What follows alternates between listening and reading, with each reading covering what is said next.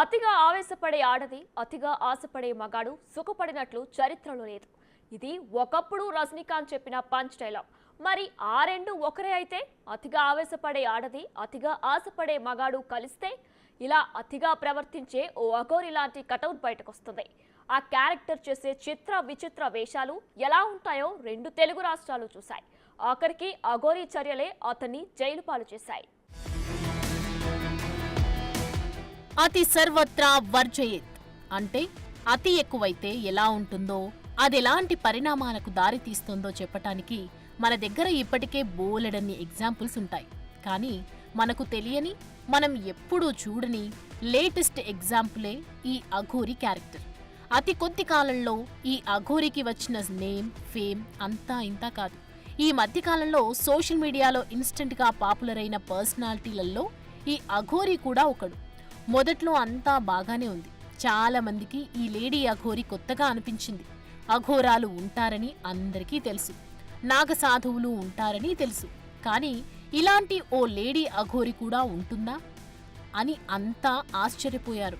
అతని వేషం చూశాక, అతను చేసే చర్యల గురించి తెలిసాక అందరిలోనూ ఈ అఘోరి గురించి తెలుసుకోవాలనే ఆసక్తి కలిగింది. శవాలను తింటానని, శ్మశానంలోనే పడుకుంటానని, ధర్మస్థాపన చేస్తానని, సనాతన ధర్మాన్ని రక్షిస్తానని ఇలా బోలెడు కబుర్లు చెప్పింది. మొదట్లో ఈ వ్యవహారమంతా బాగానే నడిచింది. చాలా మంది అఘోరిని ఓ దేవతలా చూశారు. అంతే భక్తితో మెలిగారు కూడా. ఎంతగానో గౌరవించారు. ఎక్కడికి వెళితే అక్కడ దండాలు పెట్టారు. కానీ ఆ గౌరవాన్ని ఎక్కువ రోజులు నిలుపుకోలేకపోయింది అఘోరి. ఎంత వేగంగా ఫేమ్ చూసిందో అంతే వేగంగా పాతాళానికి పడిపోయింది. లేడీ అఘోరి అలియాస్ శ్రీనివాస్పై మోసం కేసు నమోదైంది. నగ్న పూజల పేరుతో ఓ మహిళ నుంచి 10 లక్షలు వసూలు చేసి మోసం చేసినట్లుగా ఫిర్యాదు వచ్చింది. డబ్బులు తిరిగి అడిగినందుకు బెదిరింపులకు పాల్పడ్డాడనే ఆరోపణలు ఉన్నాయి. దాంతో పోలీసులు ఉత్తరప్రదేశ్, మధ్యప్రదేశ్ సరిహద్దుల్లో అఘోరిని అదుపులోకి తీసుకున్నారు. చేవెళ్ల కోర్టు అఘోరికి రిమాండ్ విధించింది. దాంతో అఘోరి శ్రీనివాస్ జైలు పాలయ్యాడు. వర్షిణిని పెళ్లి చేసుకున్నాక తెలుగు రాష్ట్రాలకు దూరంగా బతుకుదామని వెళ్లిపోయింది అఘోరి. కానీ పోలీసులు అంత ఛాన్స్ ఇచ్చారా? వెతుక్కుంటూ వెళ్లి మరీ పట్టుకొచ్చేశారు, జైల్లో వేశారు. ఈ అఘోరి ఎపిసోడ్తో ఒక విషయం మాత్రం క్లియర్గా అర్థమైంది. అతిగా మతిపోయి ప్రవర్తించే అఘోరి అయినా చట్టానికి అతీతం కాదని తేలిపోయింది. ఆధ్యాత్మికతను అడ్డుపెట్టుకుని అఘోరి ఎంత అతి చెయ్యాలో అంత చేసింది. ధర్మస్థాపన అంటూ ఆగమాగం చేసింది. పూజల పేరుతో తనని నమ్మిన వాళ్లను మోసం చేసిందనే ఆరోపణలున్నాయి. ఇలా వరుస సంఘటనలన్నీ అఘోరిని వ్యక్తిగతంగా పతనమయ్యేలా చేశాయి. ముఖ్యంగా అఘోరి చర్యలు ఆధ్యాత్మిక గురువులు, అఘోరిలపై సమాజంలో ఉన్న నమ్మకాన్ని దెబ్బతీసేలా ఉన్నాయి.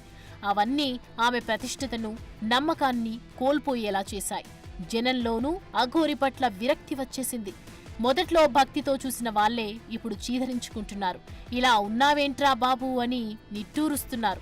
మొదట్లో ఇంట్రెస్టింగ్గా చూసినోళ్లే ఇప్పుడు తెగ ట్రోల్ చేస్తున్నారు. ఏదేమైనా మోసం, బెదిరింపు ఆరోపణలతో అఘోరి అరెస్ట్ అవ్వటం, జైలుకెళ్లటం లాంటి పరిణామాలు న్యాయ వ్యవస్థ బాధ్యతాయుతంగా వ్యవహరించినట్లు తెలుస్తోంది. అఘోరి కేసు సనాతన ధర్మం పేరు చెప్పి ఆధ్యాత్మిక దుర్వినియోగం చేసే వారిపై చట్టం కఠినంగా వ్యవహరించగలదని రుజువు చేసింది. ప్రతిదానికి ఓ లిమిట్ ఉంటుంది. లిమిట్ క్రాస్ అయితే తర్వాత వచ్చే పరిణామాలు కూడా అదే స్థాయిలో ఉంటాయి. సనాతన ధర్మస్థాపన అంటూ దుకాణం మొదలుపెట్టిన అఘోరి తర్వాత ట్రాక్ తప్పాడు. అమ్మాయిల వెంట పడ్డాడు, ప్రేమన్నాడు, పెళ్ళన్నాడు, అసలు తెలుగు రాష్ట్రాలకే రానన్నాడు. కానీ సీన్ కట్ చేస్తే అరెస్ట్ అయి జైల్లో ఉన్నాడు. ఈ పత్రం ఇక్కడతో ఆగుతుందా? అఘోరి ఎపిసోడ్ నుంచి నేర్చుకోవాల్సింది ఏమిటి? అఘోరి ఒకప్పుడు గాడ్ మెటీరియల్,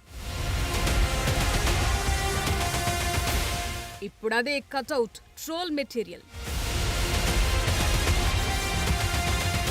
ప్రతి దానికి ఓ స్టార్టింగ్ పాయింట్ ఉన్నట్లే ఎండింగ్ కూడా ఉంటుంది. సోషల్ మీడియాలో ఇన్స్టెంట్ హిట్ అయిన ఏ క్యారెక్టర్ కూడా ఎక్కువ కాలం ట్రెండింగ్ లో నిలిచినట్లు హిస్టరీలో లేదు. అతి కొద్ది మంది మాత్రమే సోషల్ మీడియాలో తమకు వచ్చిన హైప్ ని నిలబెట్టుకున్నారు, తెలివిగా వాడుకున్నారు, లైఫ్ లో సెటిల్ అయ్యారు. మిగతా వాళ్లంతా వచ్చిన నేమ్, ఫేమ్ ని ఎలా వాడుకోవాలో తెలియక ఇలా వచ్చి అలా వెళ్లిపోయారు. ఇప్పుడు ఈ అఘోరి క్యారెక్టర్ కూడా అలాంటిదే. సడన్ గా ఎంట్రీ ఇచ్చింది. సోషల్ మీడియాతో పాటు 2 తెలుగు రాష్ట్రాలను షేక్ చేసి పడేసింది. నడిచిన నాళ్లు నడిపించింది. చివరికి జైలు పాలయ్యింది. అందుకే అనేది అతిగా రియాక్ట్ అయితే సీన్ రివర్స్ అవుతుందని. ఆధ్యాత్మికతను అడ్డం పెట్టుకుని సమాజంలో అతిగా ప్రవర్తించిన అఘోరి కూడా బాగుపడలేదు. చట్టానికి అఘోరి ఏమీ అతీతం కాదని తేలిపోయింది. అఘోరి ఓవర్ యాక్షన్ ఏ స్థాయికి వెళ్లిందో ఇటు తెలంగాణ అటు ఆంధ్ర రెండూ చూశాయి. ఆలయాలకు వెళ్లటం, ఎవ్వరినీ లెక్క చేయకుండా వీఐపీలా దర్శనాలు చేసుకోవటం, ప్రశ్నిస్తే బూతులు తిట్టటం, ఆపితే కర్రలు తీసుకుని కొట్టడం లాంటివన్నీ చేసింది. కొన్ని సార్లు పెట్రోల్ క్యాన్ తీసుకుని ఆత్మార్పణం చేసుకుంటారంటూ బెదిరించింది. చివరికి పోలీసులను కూడా లెక్క చేయకుండా ప్రవర్తించింది. వాళ్లను బూతులు తిట్టడమే కాదు, వారిపై చేయి చేసుకునేందుకు కూడా ప్రయత్నించింది. హబ్బో, అఘోరి చేసిన అతి అంతా ఇంతా కాదు. ఆమె చర్యలు, ఆర్థిక లావాదేవీలు, జనంలో అతి ప్రవర్తన లాంటివన్నీ ఆమె పతనానికి దారితీశాయి. ఇదంతా ఒకెత్తైతే అఘోరి శ్రీనివాస్ ప్రేమ వ్యవహారం మరో ఎత్తు. శ్రీవర్షిణి అనే అమ్మాయితో అతను నడిపిన ప్రేమ వ్యవహారం, ఆమెను పెళ్లి చేసుకోవటం, పోలీస్ స్టేషన్ మెట్లెక్కటం, కుటుంబ తగాదాలు, ఇలా చాలానే నడిచింది. ఇంతలోనే అఘోరికి ముందే పెళ్లయిందనే విషయం బయటపడింది. అతని మొదటి భార్య రాధిక తనను మోసం చేసి వర్షిణిని పెళ్లి చేసుకున్నాడని ఆరోపించింది. పోలీసులకు ఫిర్యాదు చేసింది. దాంతో అఘోరి జనంలో మరింత పలుచనైపోయాడు. ఇదిలా ఉంటే నగ్న పూజల పేరుతో ఓ మహిళ నుంచి 10 లక్షలు వసూలు చేసి బెదిరింపులకు పాల్పడిన కేసులో అరెస్టై జైలుకు వెళ్లాడు.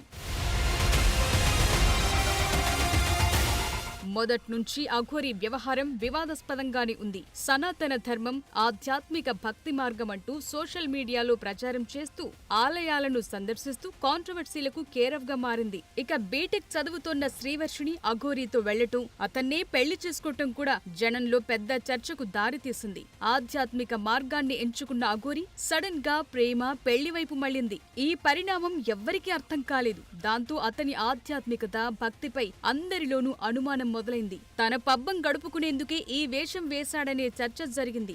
అఘోరి ఆధ్యాత్మిక మార్గానికి కట్టుబడి ఉండకుండా పక్కదారి పట్టడంతోనే అతను పతనమైపోయాడు. అతని ప్రవర్తన, వ్యక్తిగత సంబంధాలు, ఒకరిని మోసం చేసి మరొకరిని పెళ్లి చేసుకోవటం, బెదిరింపులకు పాల్పడటం లాంటివన్నీ అఘోరిని ఎటూ కాకుండా చేశాయి. ముఖ్యంగా తనను తాను ఓ ఆధ్యాత్మిక వ్యక్తిగా చిత్రీకరించుకుని పూజలు, ధర్మం పేరుతో డబ్బులు వసూలు చేయటం, జనాన్ని మోసం చేయటం లాంటివి కూడా అతని ప్రతిష్టను దెబ్బతీశాయి.